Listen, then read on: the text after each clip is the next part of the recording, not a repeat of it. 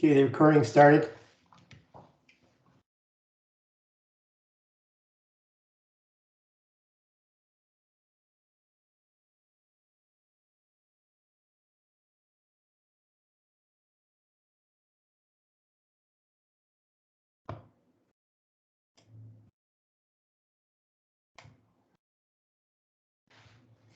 Okay, so what we're going to do tonight is that we're going to cover topic 13.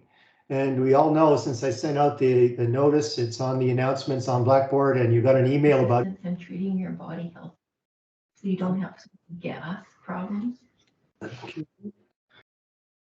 So what the announcement said is that the test is going to be on topics 9 till 12, and I'm going to talk about topic 13.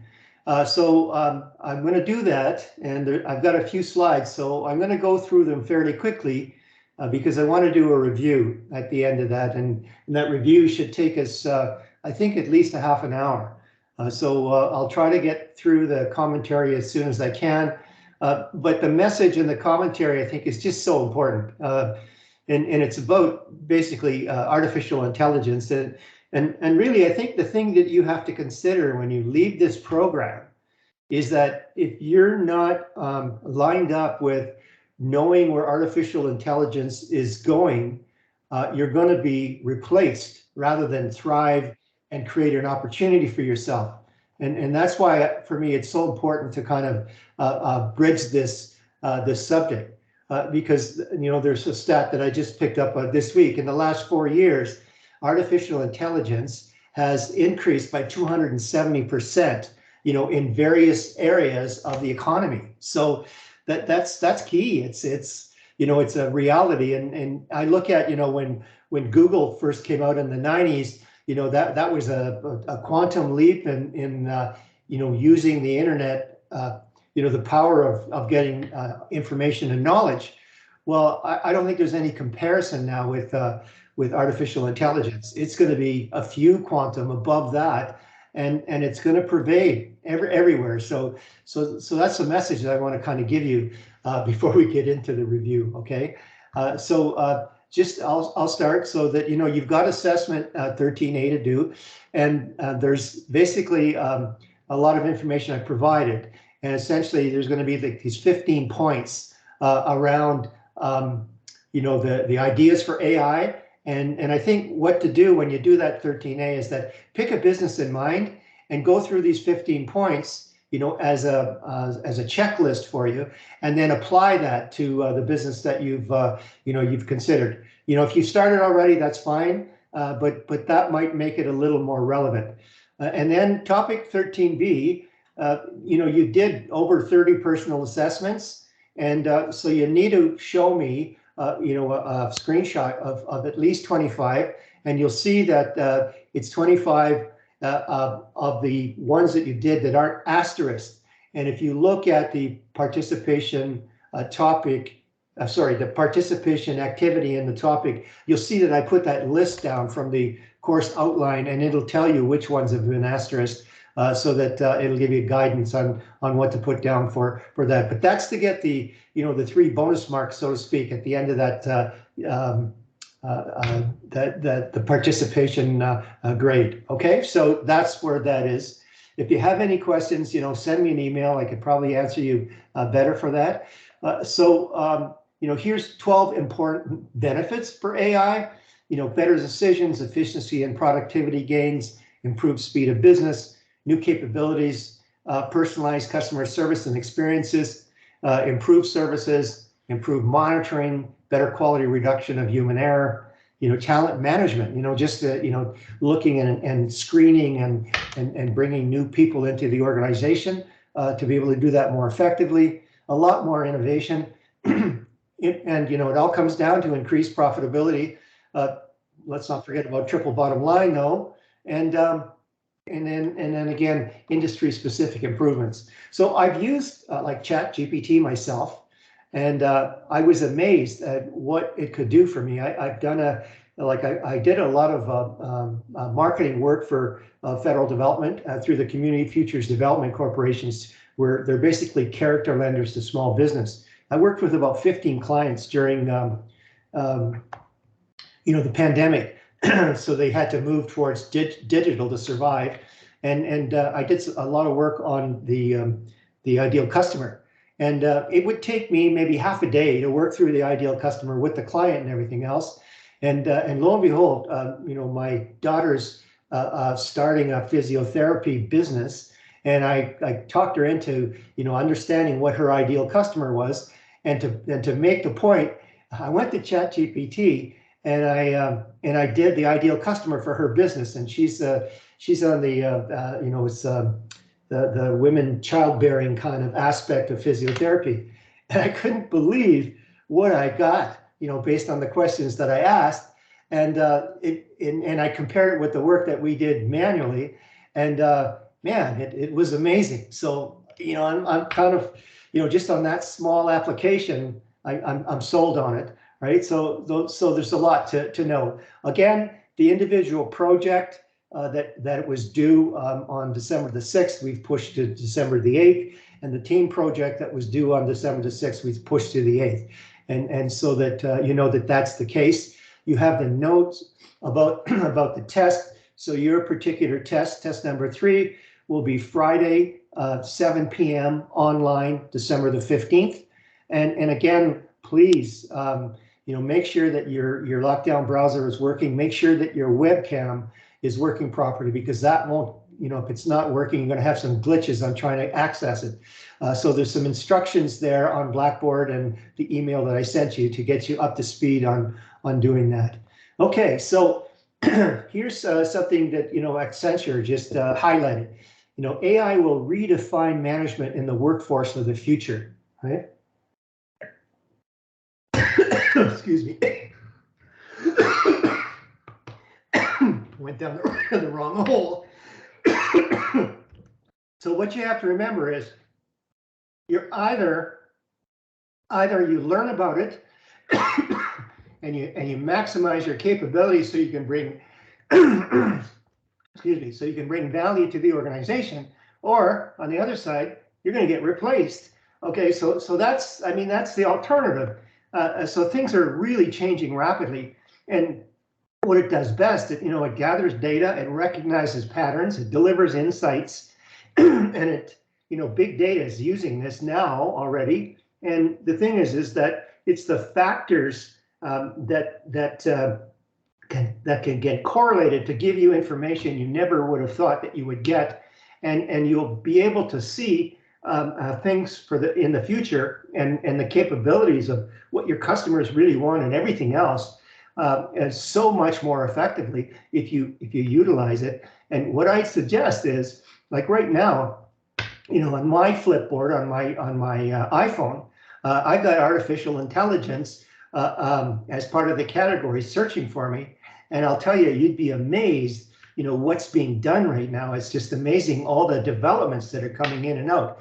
And look, at the data shows the use of AI in many sectors of business has grown by 270% over the last 4 years.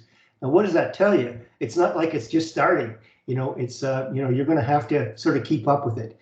Gartner, which is a key premier consultant in the world, says 80% of today's project management work will be automated, and eliminating discipline and replacing project management traditional functions with AI.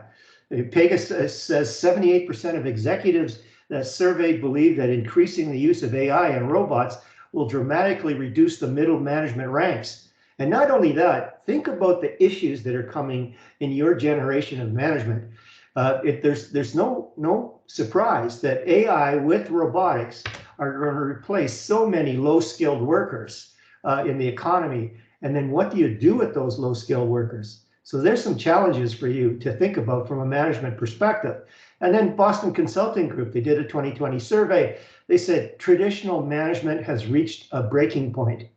So the alarm bells are out there. And I wanted to kind of give you that message, to be able to get ready for it, prepare for it, and then make it be, your additional value that you're bringing into the organization.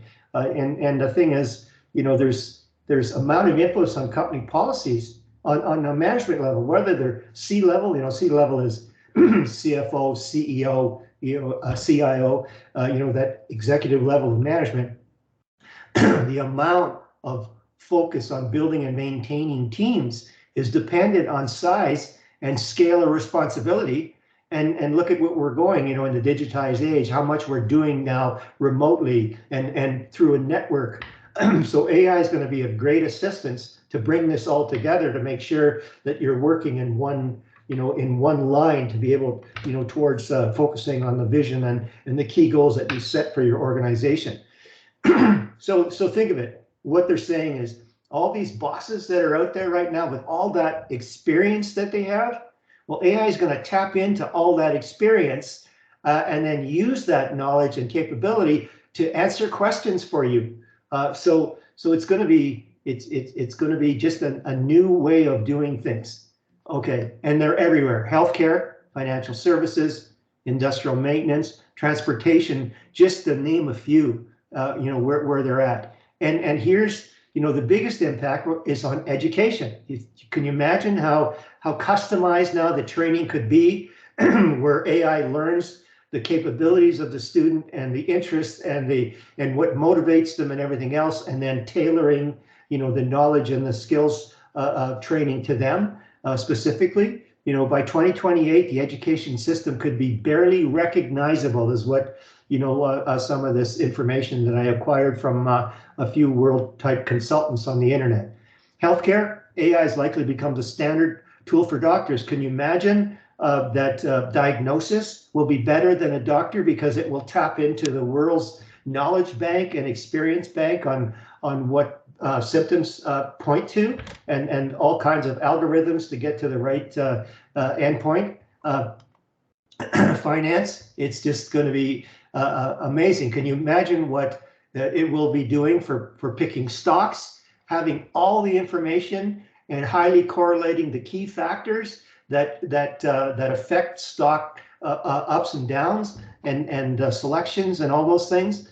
The law, which is so it's so doctrined, it'll be just so easy to be able to find precedents throughout all these big data banks and almost eliminate the need for lawyers, and then on and on. With transportation, where we've feebly tried to make non-driver vehicles, but it's just a matter of time before machine learning even learns more around what can be done to make this safe and available and all those things. So strap on, let's go. So here's the 15 points that you can use with your participation 13A.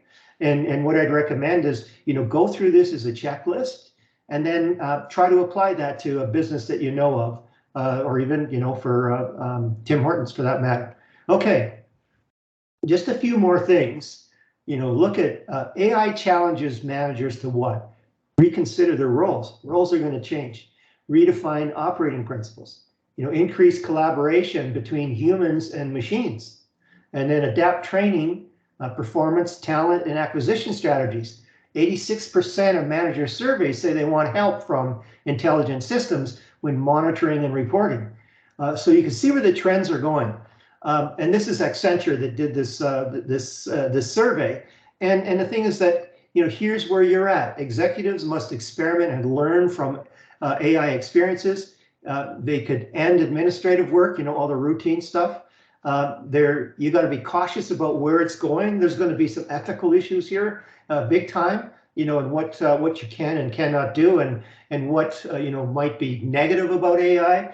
And then AI can be seen as help in your current role, and that will elevate the role of the manager to do judgment work, to do critical thinking, to do strategic considerations. And then that's what's going to drive, and that's what you're trained to do, right?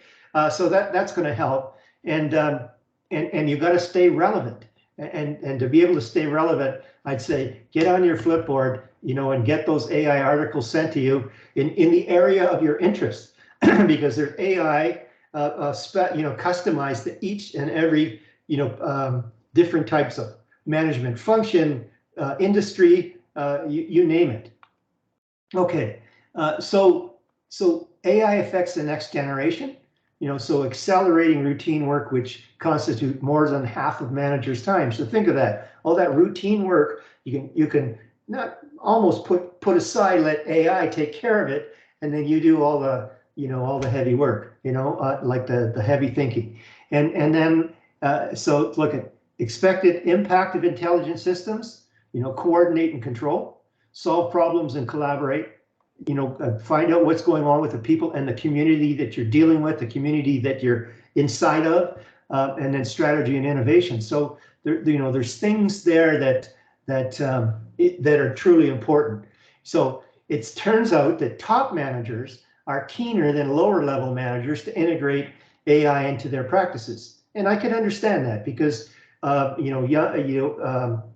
level managers are dealing with day-to-day problems. But then and again, there'll be additional processes and new innovation around how do you solve day-to-day problems. So that could be a big boon, for productivity on the line. And then older managers are less trusting of AI in advice and decision making. And again, may not really understand what it can do for you. It's the same thing as, when the internet came out, people didn't trust, what the internet could do for them. And then privacy concerns may discourage use of AI in developed countries, in developed economies. So, there's all these other new issues, privacy, ethics, is it, societal, all those things. Okay. So in 5 years' time, managers want to use intelligent systems to augment 11 or 10 out of 11 tasks. So that's some stuff that Accenture did. I'm leaving this for you to kind of go through. But the next generation manager, right, treats intelligent machines as colleagues, focuses on judgment work. And what I mean by that is, is the critical thinking and the strategic thinking and the systems thinking. And again, given where we are, you need to understand systems thinking. It's all about detecting patterns and looking at correlations of different factors to be able to come to, solid conclusions. And then, they're looking at, that the managers themselves will do what we would call real work and passing off administrative tasks to AI, collaborate digitally across boundaries, and then work more like a designer rather than a just straight doer. Okay, so those are the things that you need to look for. And so how do you get there? Explore early, experiment and engage with new technology and pilots. And I think your first step is to get engaged in getting some information and really starting to understand what AI could mean to you and your career choices. And then assign new performance indicators. It's going to turn everything upside down because it'll be able to get to measurements that maybe we can't get to in today's technology. Develop training and recruitment strategies for creativity, collaboration, empathy, and judgment skills, because that part is going to come too. And then start building the intelligent enterprise. So those are the steps to success. This came from Accenture. And then now we just get into the 13A and now we're, to do that, and you just use those 15 points. And now I want to talk to you about information systems. And the thing is we're a systems society now, and we can do things, because we work, in remote networks, and we need to be more connected. And there's a lot more complexity in the business and in the industries that we're in. We need systems to be able to simplify and make this work and give us a dashboard of how we could manage this thing, how we could measure and manage this thing. So what is management information systems? Well, combination of hardware and software, data management, it's networks, there's functional systems, so customer relations management, enterprise resource planning, supply chain management, and the list goes on. There's PeopleSoft or HRMs, and there's all these other applications that can come together and the management systems, will come together through ERP and get all connected, and then provide us with all kinds of information that we need, and real-time data and performance statistics to be able to manage properly. And then it would give us, it gives us a lot more capability in business intelligence. Right now, I think many small businesses, what do? It's basically, well, they belong to the Chamber of Commerce, and that's how they do their, competitive analysis, is, well, who's doing what and who's saying what at the meetings. Whereas you can get systems in today's world, and you don't even have to buy them, you can rent them, and in business intelligence. So I'll talk about that just a little bit. So the essentials of management information systems, it requires extensive use of these systems to support decision making, to monitor the performance of the firm, and then to execute, on recovery and main goals of the organization. And so what do they achieve? Well, it gives you operational excellence. It allows you to create new products and services and build new business models that are more representative of what your business is. It gives you customer and supplier intimacy through CRM.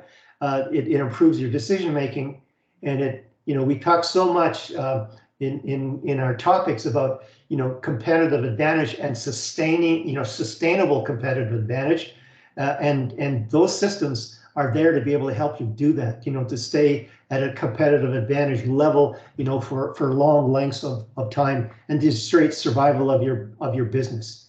Okay, so what's it all about? It's about input, processing and outputs. And just wanted to show you that drawing to show you what that's all about. Okay, but what do you need to do? You need information systems literacy. You need computer literacy. And you need to really understand on how to focus on management information systems themselves, to be able to show, to be able to, develop or deal with the issues surrounding, the use, impact, and effect of these systems used by managers and employees. So that's your role that's tied up for you. And what does it come down to? It comes down to the organization, the technology that you're using, and the people that you're with. That's what it's all about. Okay, so organizations that coordinate through structure, hierarchy, and business processes. And again, because of our post-pandemic, digital enhancements in our world and remote working and everything else, it's just become more and more pertinent or relevant to be able to do that. And just think of adding the artificial intelligence layer onto those information systems, and now you've got collective brain power to be able to drive your business. Okay, and then you embed culture into there as well, and through policies and procedures and reminders and content to send to your people. And what are you going to need? You're going to need skilled people to build and maintain and use these systems. And employee attitudes affect the ability to use these systems productively. So think of what you need there as managers to actually run the systems of maybe even 5 or 10 years from now, which will be probably more complex, more effective, and there'll be more things that you'll need to know about them. And so what are your roles? Well, perceive the business challenges, set up the organizational strategy. We're talking judgment work here now, right? Allocate human and financial resources, and then do the creative work, in terms of developing new products and services. So artificial intelligence, management, information systems together. Now you've got the tools and the capability, to do some really good things. And guess what? The world is getting more competitive. So here's a way to improve competitiveness and productivity, for your nation, to be able to have the standard of living at our level or better, in years to come. Okay, talked about that. But here's what's new in MIS. Well, all kinds of new technologies. The cloud computing has become more and more evolved. Software as a service, that's there. Now there's mobile digital platforms. and then people and behavior are changing. So there's social networks that you work with in terms of collaboration. There's the business intelligence applications that are accelerating, and virtual meetings, that are day to day now, and they're accepted. And then in organizations, the Web 2 applications. So now we're not only just tied into the systems that we use to operate and manage the business, but from a marketing and social point of view, we're tied into the web applications like Facebook and all the social media to really understand if we're really taking care of the triple bottom line, like the social agenda and the profit and prosperity agenda, and then the environment agenda, the planet agenda. So it's going to offer more co-creation of value and collaboration across firms and across the people in your firms. Okay, so here's some of the functional systems that I've kind of intonated about already. So customer relationship management, and that's getting to new levels. Supply chain management. I'm going to talk about blockchain a little bit just to kind of make you aware of what's going on in global supply chain management right now, with the crypto technology, in terms of the crypto technology that protects information, and then the crypto technology that runs cryptocurrency. And all this together makes global trading so much more robust and dependent and stable, apart from all the other global issues that are going on in climate change and terrorism and everything else, but really kind of getting to a new level there. And I'll talk about that a little bit. And then enterprise requirement planning, these ERP software that integrates everything together so everybody's on the same page and they have real-time monitoring, and you can react quickly to any kind of discrepancies that are going on, at any functional level in the organization or the supply chain. Okay, so business intelligence.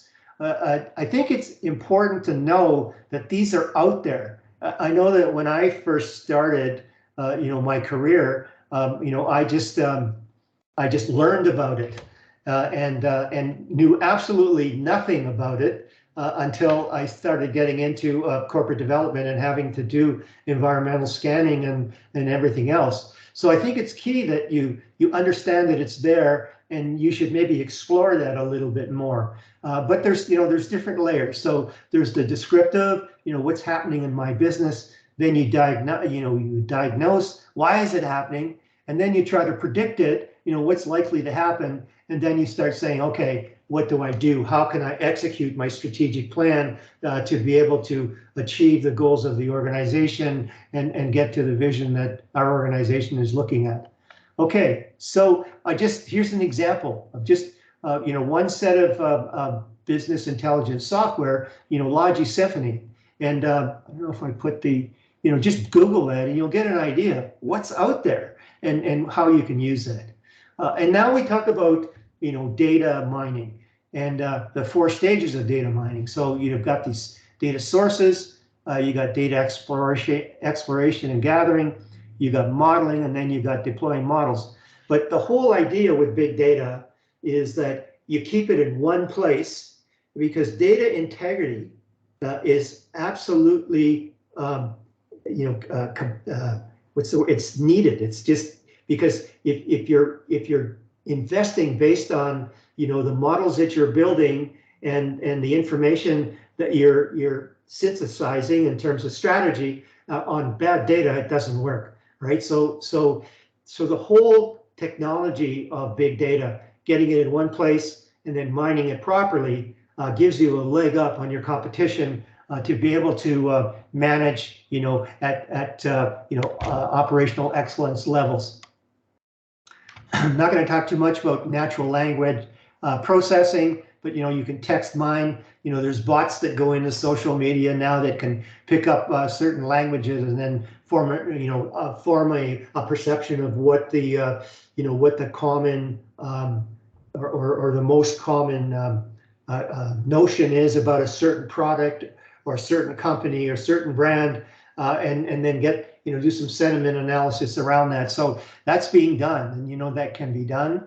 But here's where it really comes together is enterprise resource planning, and it allows for real-time data sharing. streamline processes, and absolutely improve decision making. So that's where where especially CRM systems, they're enabling personalized marketing, and I am sure a lot of you experience the same thing I do. I order something on Amazon, a particular piece for my bathroom, say my toilet, and then 2 days later I get 5 different items that are kind of related to that part that I ordered. So what are they doing, right? They're figuring out who I am. They know that I'm a do-it-yourselfer, and all of a sudden I'm getting stuff that's coming just to me, to advertise to me because they figured out who I am. Oh, and then just straight enabling better customer service, right from quick delivery, status on delivery, no hassle, working through, an Amazon process or whatever. So that's key. So what do you get? You get from end to end, better quality control, end to end, better security, better handoff coordination.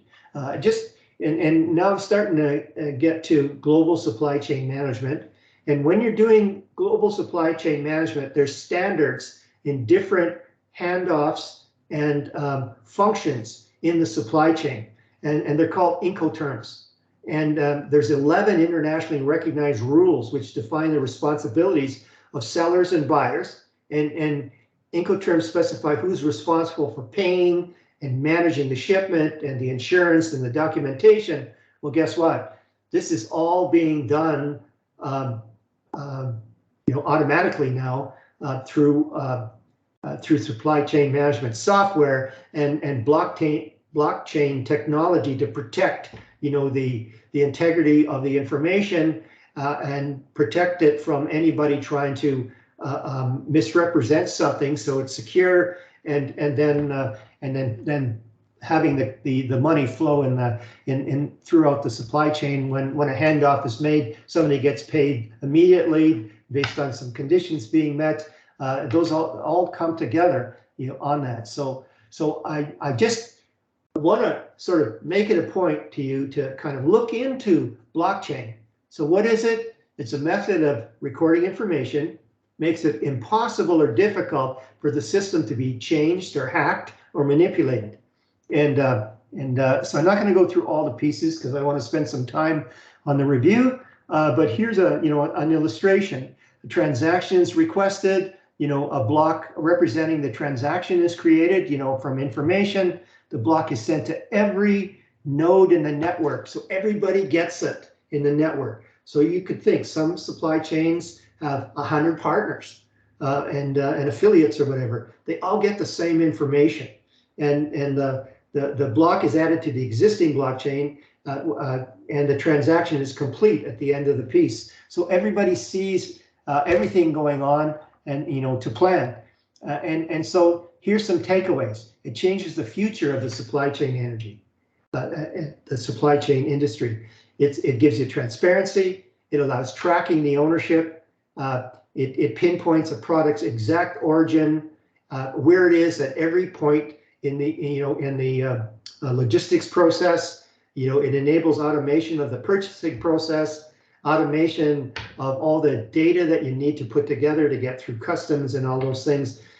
Facilitates tracking of purchase orders, changes, orders, receipts. And what's happened is about 3 years ago now, Maersk is one of the premier shipping companies in the world, Maersk, and IBM created a joint venture to do blockchain, and they really kind of pumped up that technology. It had some challenges, but since then there's about 7 or 8 proponents now of blockchain that are just going flat out and making this work, to be able to do that. So here's an illustration of how that works, and you combine that with it's called IoT, the Internet of Things, but I'll just define one as an RFID, a radio frequency identification device. Now are placed with many items that are shipped, through the supply chain. And at first they were expensive, but now they not only can store data, and they go through a scanner, and then that will tell you know, the network, where that part is, or where that piece is anywhere in the transportation train. But now it also can actually transmit information, and it's military grade or better, and it's getting less and less expensive. So just think, you've got, you know, supply chain management software and hardware driven by artificial intelligence, and picking up key information, you know, that it needs to be able to do the best things that it can do. So this is, you know, this is really going to a point where it's going to be great opportunity for you in the future. Okay, so what does it do? IoT, or Internet of Things, enables devices across the internet to send data to private blockchain networks to create tamper-resistant records of shared transactions. So, you know, you can get a sense of that. And the last thing I was going to give you is, okay, look at the jobs that are around. This is just the Canadian supply chain salary report. You know, you can make 183,000, you know, at a higher level in the, you know, supply chain professional network, you know, and you know, come in at a really good salary. So think of Canada, all right? It has a great telecom network nationally. It has a great internet network nationally. It has highly trained individuals, you know, like citizens. And not only that, these citizens come from about 200 countries in the world, you know, which make up Canada. So we're a diverse group that can speak to the world. So what does that tell you? It tells you that Canada is ripe for managing global supply chains for everyone, all right? So what I'm saying is there's a career in there for you if you look for it. Okay, so that's, I think I'm gonna just leave it at that. And then I'm going to, and then, you know, go over that piece. But I think this topic 13 really is for you. It's to really give you a sense of the future to go forward. So now I'm going to go through the review. So I'll just open it up, like while I'm finding the other file. Are there any questions at all? Any questions at all?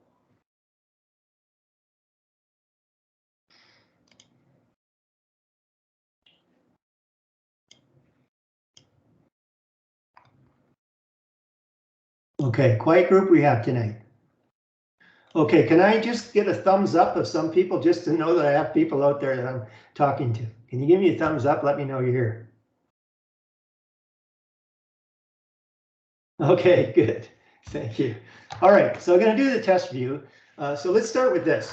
One is that, you know, I've been, ever since the first test, I've started doing, changing my approach to doing a weekly commentary on the topics. And the whole goal of the commentary that I put together was, one, to help you do the participation activities, and two, to give you a sense of where to focus on when you study.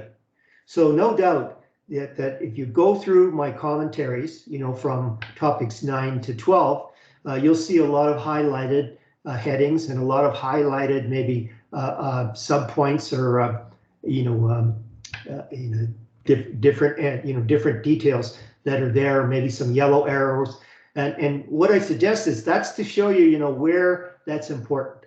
And what I'd recommend is that go through your main source of studying, you know, is the slide deck for each topic that's in the Blackboard shell, you know, for each topic. And then the videos that were nicely done are basically getting into the granular explanation of these things. So what I suggest is that, you know, have the commentary presentation beside the slide deck for each topic, and then use the commentary slide deck to help you navigate through there and pick up on the more detail, right? I think that will be a good step to be able to really get a sense of preparing yourself for test number 3. The next thing I'm doing now is I'm going to go through this review, and it's about 10 slides. And what it's about really, I'm generalizing what's really important about those areas, and you'll see them correlate with what I have in the commentary in terms of highlights. And so I'm hoping that's going to work for you. All right, so let's start with that. So we'll start with topic 9. We talked about the whole planning system where, I think the first illustration I did in the commentary was, okay, strategic plan comes, it cascades down into a business plan, and a business plan is normally like a 12-month plan around 12 months of budget. It's annual, but it mines the priorities that are coming down from the strategic plan. Some people will call that an operational plan, but really when you get down to the next level, you start getting into the functional areas of the organization, and those are key operational plans. And to understand that it's mainly the managers of those functions that creates those plans and puts in things that align with the strategic priorities down to the yearly business plan priorities, down with some of the priorities of the function, to be it like, say, marketing. Well, they're always looking at new products and services, and they will have additional items in that plan that will be done by the marketing management, but yet that align with the strategic plan in terms of the growth rates and those kind of things. All right, so I'm hoping you understand that. And then in topic 9, we talked a lot about competitive advantage, and the thing is that what constitutes competitive advantage, and what's the sort of the cycle of competitive advantage, right? So you develop, let me get to that, okay? You develop the competitive advantage, then you deploy that competitive advantage, and then you try to keep it. We call it sustainable competitive advantage. That's really difficult to do. In time, your competitive advantage it gets diluted because more people are coming into the market. They're getting onto your strategy. They're starting to learn your core competencies, and so you have to completely innovate all the time. Otherwise, it will decline. So you got to understand that piece in there. All right. Okay. So that's what that is. And now we talk about MBO. So management by objectives, and that's been around for a long, long time. I bet you 40 years. Okay. And what's the crux of management by objectives? Well, it's the fact that it's those objectives that are created is a collaboration between the superior and the person who's being supervised, right? So it's a negotiation almost. And then what the outcome is, it's agreed to, key goals and objectives that both parties agree to, and it makes it easier because the superior will understand the barriers and the challenges that the employee has, and then the employee will be able to get the directive that they need to be able to still align with the goals of the organization. So that's the key of managed by objectives.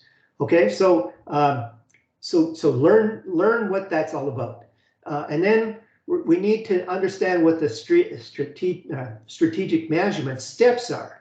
All right, so here again, I'll put a little drawing in here for you. All right, so it starts with environmental scanning. You got to find out, baseline. Where's the organization at its point right now that it wants to do something, and what's going on in the environment, to be able to challenge that organization? What opportunities, threats, what trends are positive, what trends are negative? But it starts with environmental scanning. And when we talk about environmental scanning, that's both external and internal. And I think and we didn't cover too much internal or environmental scanning, and that's why I wanted to make you aware of this McKinsey 7S framework. There's going to be nothing on the test about it, but this is such an effective framework that I've used in corporate strategic planning for many years, and you can really get a sense of where you are internally right, and let's just go through the 7S. So, it's the shared values is the culture, and those are the core values of the organization. Its structure, what systems that it has to work for them. We talked a whole pile about systems just tonight, right? And then, what's the strategy? The skills are really what's the organizational skills? What are the core competencies that provides you competitive advantage? What's the staff like? Do you have the right people in the right seats to be able to do the right things with the right skills, competencies, all those things? And then the style is the actual style of management that depends on what type of organization you are, what type of organization structure you have, and what industry you're in. So, you wouldn't want to put, like a real creative manager in a machine bureaucracy like, say the military, kind of like a fire service, right? So this is it's a really good framework, right? Okay, and then on the environmental side, okay, I'm going to leave it there and then just go back to where I am here. Okay, so so that's where strategic management starts, and we've talked a lot about Michael Porter, in these few topics here, and you should really understand Michael Porter's generic strategies and their attributes, and what are some of the risks by using them. So let me just go into this piece and say, all right, so where's Michael Porter here? Okay, so here's his generic strategies. Well, when you look at they break down into low cost and differentiation, right? And that's, in the mass markets, that's what you look at. But then there's focused low cost and focused differentiation. And that's where there's a lot more risk involved, because it's a smaller niche, or it's a smaller segmentation. And for some reason that segmentation can disappear, or the preference will change, because it's more prone to have to react to the environment than in the mass markets, right? So you got to understand that portion of what that is. Okay, all right. So understanding the elements of strategic planning, so that you should understand what a vision is, what's a mission, and what's the difference between the goals and strategies. And one thing is, the goal is, it's really a chunk of the vision that it's representing. It's saying, okay, let's just say that, well, we want to work on artificial intelligence in our organization. So we'll have a general goal of we want to, we want to have one application of artificial intelligence, in our manufacturing sector by a certain year. Okay, so what's the strategy? Well, the strategy is a lot more narrow, right? It will determine how you're going to do that, and it'll be a lot narrower than the goal, and then it will be what they call a little more granular into the detail, and then the objective is what gets executed because of that strategy. Okay, so that's so you need to understand their attributes and how they differ from each other. So that's another thing. Okay, now we're going to talk about SWOT, and SWOT is very important, and how does it work? Well, you have to know what each element is. So the strengths, weaknesses, okay, that has to do with the internal organization, right? Opportunities and threats, that has to do with, what's available out there.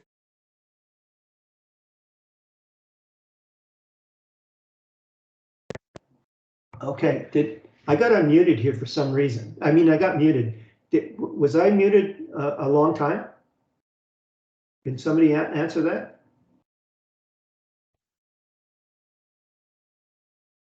Okay, Melissa, what's up? Yeah, did you not hear me for a while I was talking, or was it just instant? Did you get everything I said so far? Yes, sir. Okay, thank you. All right, because I just saw something come up and I saw that I was muted. I couldn't believe it. Okay, so so opportunities and threats. What are the opportunities for the organization? What are the threats? And what I'd recommend is think of some examples in your mind of what that is, so that you know what that is, right? But understand how you use it. So the next thing we talk about is PESTEL, right? And PESTEL is what you're looking at in the environment, right? Political, environmental, social, technical, economical, and legal. And it's the information that you take from the PESTEL that you put into the SWOT analysis. You see how, what you've been given in this course is a whole pile of tools, and it's to understand, what goes to where, okay? And so that, when I say, well, what do its elements depict? We talked about that. What is the ultimate purpose? Well, it's to help you get down to developing a strategy and working your organization through. And how do you do that? Well, you go through a SWOT analysis to be able to define what are the issues and that you're going to deal with and to what extent. Okay, and then corporate strategies. Well, we've taken a lot about corporate strategies, different levels of strategies, different types of strategies inside those levels. You'll have to know all that. So this is what this tells you, is that, the corporate strategies, the types of different levels in the organization, the different approaches, what purpose do each of these various strategies have? If I can think of one as, you might want to,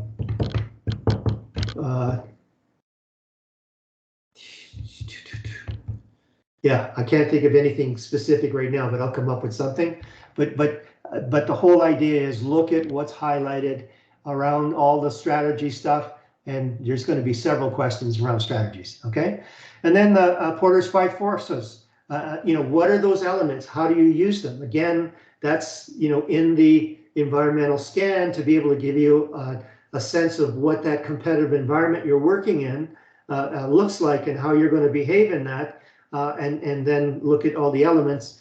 And then the BCG, the Boston Consulting Group matrix, again, there's the 4 pieces, there's the question mark and the cow and the dog and the star, and where you are in your situation as an organization, particularly along your life cycle, you'll know where you are in that quadrant, and then you need to decide, do I want to stay here? Like if it's a, if you're on the cow part, well, then you'll say, oh, hang on, we've got a whole pile of customers, but our market is starting to saturate, so we're just gonna milk this business and then decide what to do later, either sell it or just take it down, right? So those are the kind of things that kind of give you the high level strategy insights to be able to to plot the whole strategy down the organization.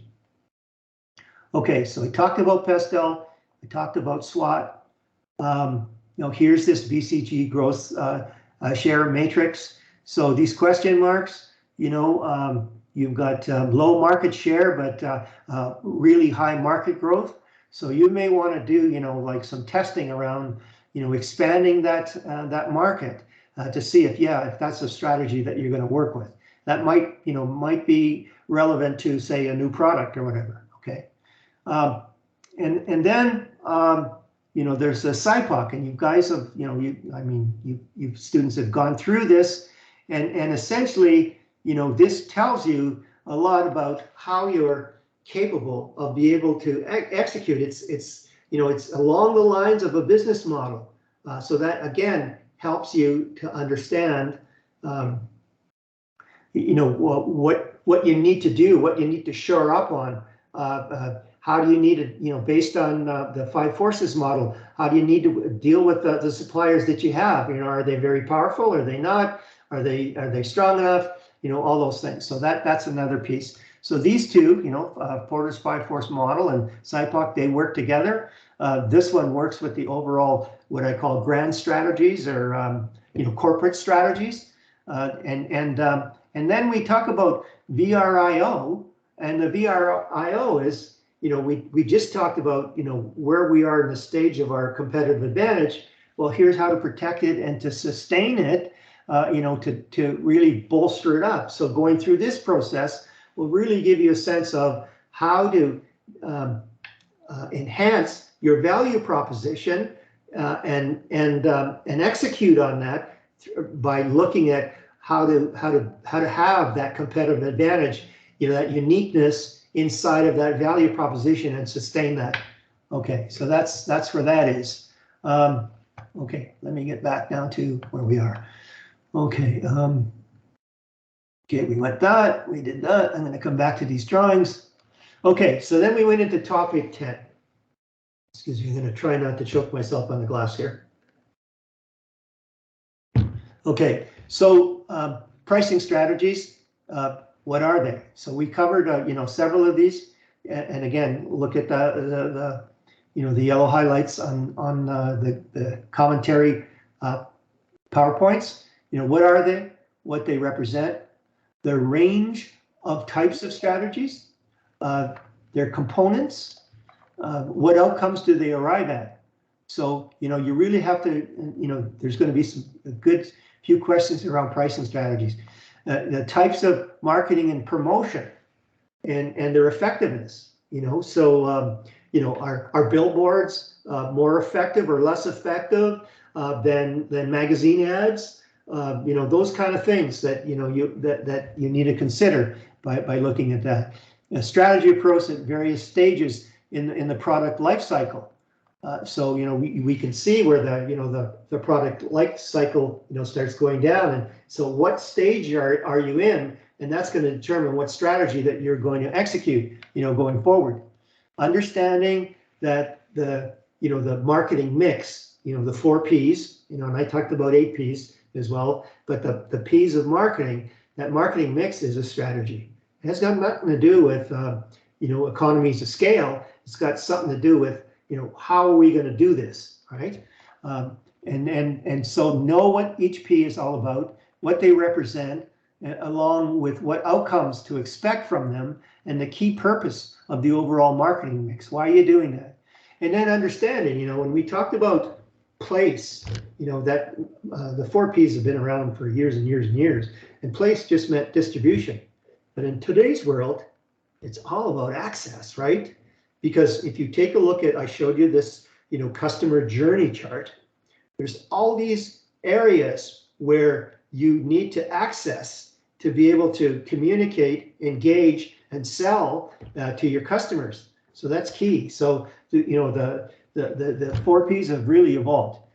Okay, here's one. I'm just going to tell you, you did this in other areas, but go to Henry Farrell's terms, and what does that mean to managers? And that's going to give you a few hints of what you need to know as a manager, right? And then how do you ensure profits for your organization? Well, okay, how do you ensure profits in your organization? Well, let's start with this one. If you fail to plan, you plan to fail. And planning is, that's one of the, the 4 functions of management, which is absolutely, needed, to be able to do anything. And the thing is that, okay, you're going to plan, will you always be, close to plan? No, but what you've done is you've done the thinking around how you're going to do stuff. And now you have enough insights on how to react, as you're going through and you're going through your strategy, right? So planning is key. Okay. CRM, what are the purpose and features of CRM, customer relationship management?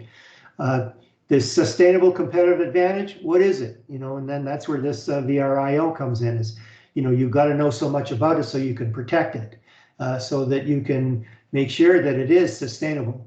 And it's almost an oxymoron when you say sustainable competitive advantage, because the market's in flux all the time, and you have new entrants, you have new technologies, you have disruptive technologies, you have all these things, different, governmental occurrences or whatever. So, in terms of, changing, the tax regime, or changing different policies or grants or whatever, so that, you really need to understand this VRIO and how to really, manage that going forward. Okay. Understanding the marketing hourglass. So what does that hourglass represent? What's going through there, and know what that's all about.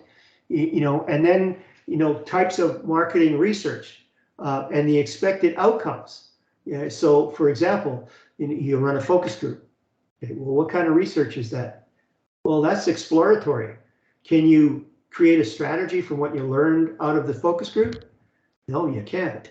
It's exploratory. So what you do is you take those findings and then you validate that in a fine-tuned survey to be able to make some sense of, are there factors that are correlating that I could have some insights to in order to develop a product, that pertains to the true needs and gains of the customer, right? So those are the kind of things you need to look at. Talked about VRIO. What does it accomplish? So you need to know that. Know the steps of product design process. So know those steps, and that will give you a sense. Where do you start? What's the first step, in product design? What is that? Okay, so those are the kind of things you need to look at. Okay, topic 11. We're getting into total quality management and those kind of things. Total quality management, the quality movement started with 6 individuals, and one of the key ones was Edward Deming. And we talked about Edward Deming, and you better know a lot about him. But there's other ones. There was Crosby, and there was I can't think of them off my hand, but 6 of them. But that Edward Deming had the 14 principles around quality. It's something to know. And also, he had this relationship with quality, saying, hey, you know what? If you're just going to focus on cost, quality is going to suffer. If you're going to focus on quality, you're going to get quality, and cost is going to be improved. And those are the kind of things that you got to know about what he's talked about in that, and what's in the content around that. Okay, in terms of waste, what types of best practices exist to deal with waste, and that waste is if you could eliminate waste, you're eliminating a lot of cost. And that leads to profitability. So how that works, and then lean manufacturing. Why is it there? Why do you do lean manufacturing? What's the purpose of that? Well, lean manufacturing, it really brought on this just in time, and just in time is especially related to inventory. Is that the more that you can lower the inventory, the less cost you have. And think about inventory. Inventory is, raw materials. Inventory is work in process, and then a final inventory. And I think I've probably said this many times, but the cost of inventory is working capital, and that could be up to between 35 and 65% of the overall cost of production that goes on the price tag. Right, so that's key. And we had this little analogy where if you're in a boat and the water level is the level of inventory, if you lower the level of inventory, then you start showing the big boulders that are out there, and those big boulders are the inefficiencies that you have with your process. So those are the root causes of lesser productivity. And if you deal with them, you can manage your inventory at a low level and make more profit. All right, so those are the kind of things that that we're learning about. And then let me see. Yeah, that's where that is. And then when we started getting into the value chain, and again, this was where Michael Porter comes in, and we looked at Michael Porter's value chain. And then in that value chain, there's a transformation process that goes on, and you should know about those various types of transformation, right? And know the value chain model and its elements. So let's just kind of look at that. Here it is. Michael Porter created this, and these are the links in the chain, and they're known as primary activities. Inbound logistics, operations, outbound logistics. And these are the common services to these links, and they're called support activities. So, you'll have procurement, you'll have human resource management, firm infrastructure, procurement, technology. And what does this all accomplish in this value chain? It's profitability, right? Profit, margin, right? And quality and those kind of things. So you need to understand that, and then the transformation stuff that is depicted in the commentary slides and in the slide decks that are in Blackboard. Okay, and then know a little bit about knowledge intensive firms. And again, knowledge kind of tells you that they're knowledge producing. So they've got their act together more than other firms, because that's their stock and trade, and so they're less likely to make errors, right? Because they're knowledge intensive. But that's something to know about them. And developing these long-term supplier relationships was key. And this came out of the quality movement, right? And we learned a lot from the Japanese. And then we talked a lot about supplier relationships that are sort of complex. So the Japanese put things to synergistic organizations together to be able to produce for an economy, right down to the banking and the various industries that would supply each other in a supply chain to create an output, for customers. And they call that keiretsu. And that's a large practice, in many areas of the economy, and a lot of nations have learned from the Japanese and are doing similar things.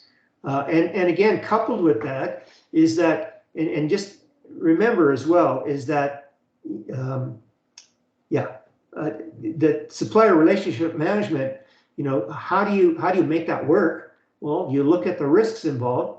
You determine, the value of those relationships, and then you really have to kind of recruit, qualify and recruit or classify those suppliers to know that you can work with them and they're going to be around for a long time, and they have the ways and means to be able to satisfy your organization's overall goals and align with your culture and all those things. And then with them, you develop strategies, you do joint planning, and then you manage those relationships on an ongoing way. Okay, so that's what that's about. Okay, and then we talked a little bit about SIPOC. So you should know what it is. Why do you use it? You did one for your participation activity. How do you use it? What are the outcomes? It should be from doing a SIPOC analysis. So why do you do this? So understand what that is. And then choosing supplier, I talked about that. And then now we got into topic 12. And we talked about organization types and configurations, especially when you're going global. So that brings us back to this original thing that I showed you, in terms of here are the different types of structures that you can do to go global, right from just straight exporting, right all the way down to owning your own wholly owned subsidiary in a foreign country. And what the parameters are is that as you go across, you have more and more ownership, and you have greater and greater investment risks. But one thing that you do have is, if you're doing it all yourself in a wholly owned subsidiary, you have much more control. And there's different aspects about, what kind of wholly owned subsidiary. We talked about what's greenfield. Well, that's building it yourself rather than just acquiring it through a mergers and acquisition. And the more that you go out on this right curve, you're doing more and more foreign direct investment. You're getting more involved, more committed, and then that's higher risk. And then you may just want to do a joint venture, and that's in some cases, it's two companies that come together. Example is, when they built the Saturn in California, that was Toyota that came together with General Motors. Toyota wanted to get into the distribution of USA and understand how to do that, to bring their cars into the USA. And GM wanted to know more and more about total quality management. So that was the synergy that brought this together. Thing about joint ventures, though, is that I worked for an organization called ATCO, and they would never, ever get into a joint venture if they didn't have control, even if it was 51% to 49%. Because if you're equal, then sometimes you stalemate on what kind of strategy that you can do, those kind of things. And then there's franchising. So, franchising, the McDonald's model, where you have a franchisee in another country or in your own country, and then you have an arrangement where you're doing the marketing for them, but they're paying a fee to you for maybe your brand or whatever. So that's how that works. And then strategic alliances is that sometimes you will have parties that have a synergistic outcome, like they're synergistic to get to an outcome. So you may have, a distribution company that will work closely with a manufacturing company that will work closely with a marketing and sales company, and together they will sell products abroad. And sometimes when one party wants more control, one of those entities will get an equity portion in the other partners, so that they can ensure that they have control over how that strategy is executed. Those are the kind of things. Okay, so that's what that was all about. And then we looked a lot about the business power and purpose for enterprise resource planning, ERP. So you should know, why is it there? What's the purpose? What are its components? What does it achieve? What does it want to achieve? And so go through that information. And then we talked about corporate social responsibility, and in that there's several approaches, and we showed you that illustration of 4 different approaches, from not wanting to really do it to full blown, into corporate social responsibility. So you need to look at that piece, and then what and who drives corporate social responsibility, because a lot of things now in today's world are driven by society. And so an example of fair trade. So there's more aware consumers in the society that say, hey, we don't want to live like this. We don't want to exploit, coffee farmers in another country, and then just have the profits all go to the provider that's doing it in our country or whatever. So it's society that will drive sometimes what corporate social responsibility should be. And then we talked about the 4 views on ethics. You should know those, right? And what are their implications?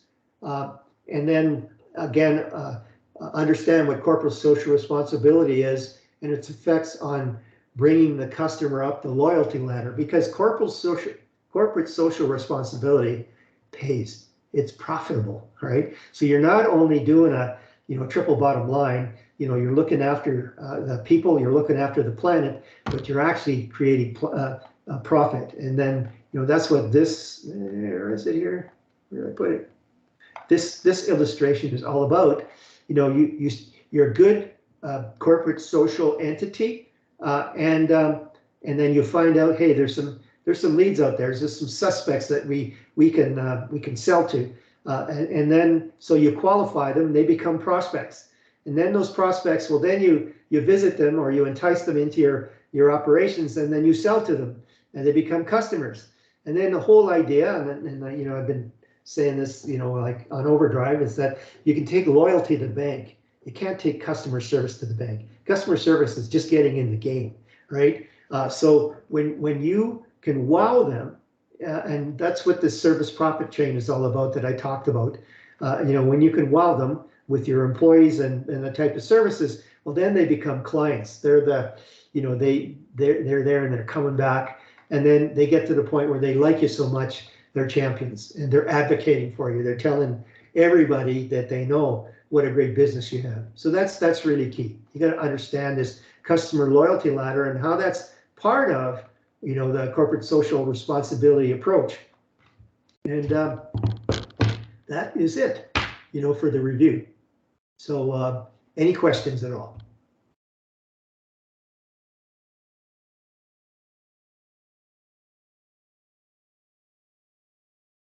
Okay, so I made it through. I wasn't sure if I was going to have enough time to cover all this, but I think I did. I hope I didn't, rush your thinking on a lot of these. But again, the best thing to do is to pull out my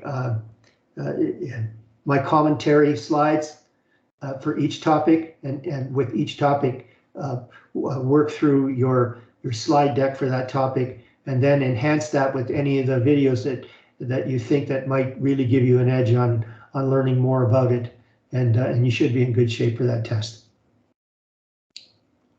Okay. Okay, so we'll call it an evening then, and thanks for tuning in. It's been a good class. I really enjoyed this. I've had some adjustment to do since I'm a new faculty member here, but I love this course, and I think I've learned a lot in it as well, and how to present it, and if you have any suggestions for me, I'd be happy to entertain those suggestions so I can be better for the next class. Okay. All right. Okay. So good luck, and again, get better sleep. Eat right. Don't stay off the sugar train, and work your long-term memory. Don't try to cram it all in the night before. Okay. And we'll talk to you later. Thank you, sir. Thank you. All right. You're welcome. Thank you very much. All right then.